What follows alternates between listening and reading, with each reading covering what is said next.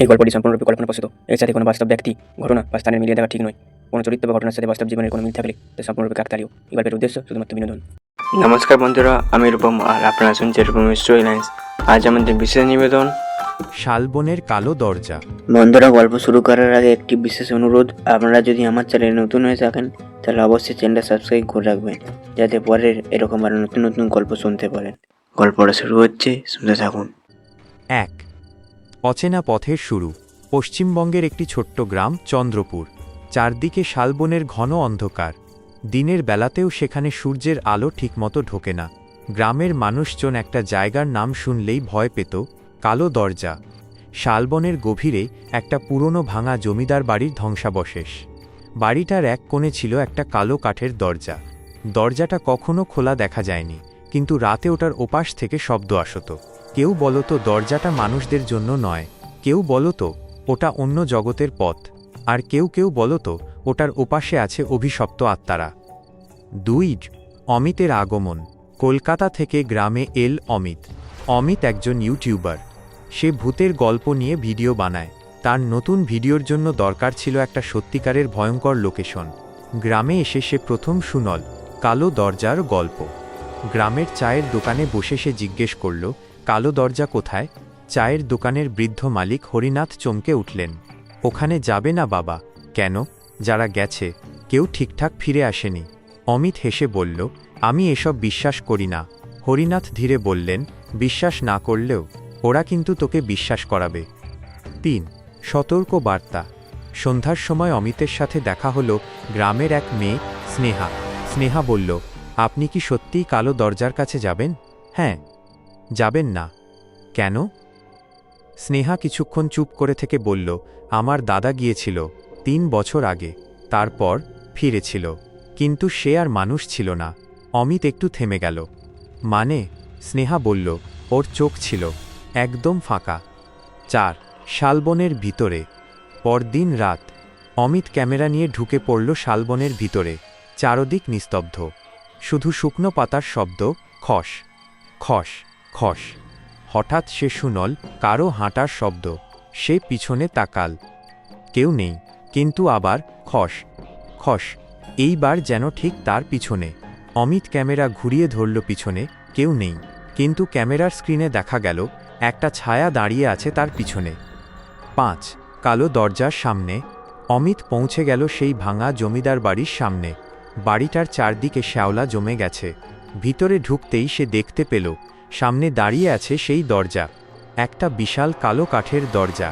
দরজার ওপর খোদাই করা আছে অদ্ভুত সব চিহ্ন। হঠাৎ দরজার ওপাশ থেকে ভেসে এল শব্দ, ঠক ঠক ঠক। কেউ যেন দরজার ওপাশ থেকে ধাক্কা মারছে। অমিত বলল, কে ওখানে? কোনো উত্তর নেই, কিন্তু আবার ঠক ঠক ঠক, এইবার আরও জোরে। 6। দরজা খুলে গেল। অমিত দরজার হাতল ছুঁতেই দরজাটা নিজে থেকেই খুলে গেল। ভিতরে অন্ধকার, পুরো অন্ধকার, কিন্তু ভিতর থেকে একটা ঠান্ডা বাতাস বেরিয়ে এল, আর সেই বাতাসের সাথে একটা কণ্ঠস্বর, অনেক দিন পরে কেউ এল। অমিত থমকে গেল। সে বলল, কে?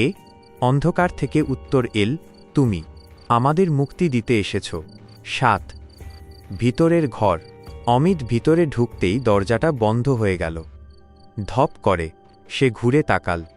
দরজা নেই, দরজার জায়গায় শুধু দেয়াল। হঠাৎ চারদিকে দেখা গেল অনেকগুলো মানুষ দাঁড়িয়ে আছে, সবাই স্থির, সবাই চুপ, সবাই তাকিয়ে আছে তার দিকে। অমিত বলল, তোমরা কারা? তাদের মধ্যে একজন এগিয়ে এল। সে বলল, আমরা যারা ফিরতে পারিনি। অমিত বুঝতে পারল এরা সবাই হারিয়ে যাওয়া মানুষ। 8। ভয়ঙ্কর সত্য।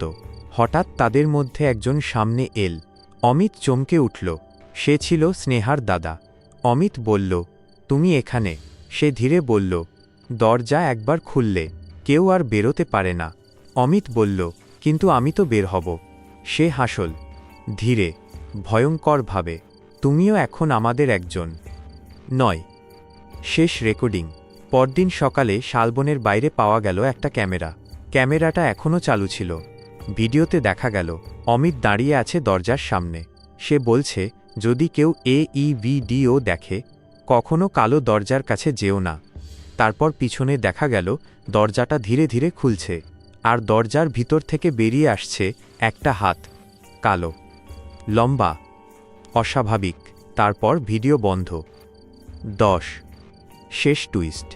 সেদিন রাতে স্নেহা ক্যামেরাটা দেখতে বসেছিল। ভিডিও শেষ হওয়ার পরে হঠাৎ স্ক্রিনে আবার ছবি ভেসে উঠল। অমিত দাঁড়িয়ে আছে।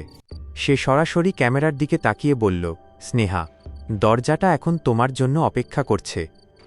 ঠিক তখনই স্নেহার ঘরের দরজায় শোনা গেল ঠক ঠক ঠক, আর দরজার নিচ দিয়ে ভেতরে ঢুকতে লাগল একটা কালো ছায়া।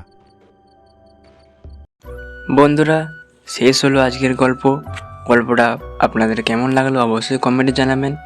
যদি ভালো লাগে অবশ্যই ভিডিওটা লাইক করবেন, আর আমাদের চ্যানেলে নতুন না থাকলে অবশ্যই চ্যানেলটা সাবস্ক্রাইব করে রাখবেন এরকম আরও নতুন নতুন গল্প শোনার জন্য। আজকের মতো এখানেই রাখছি।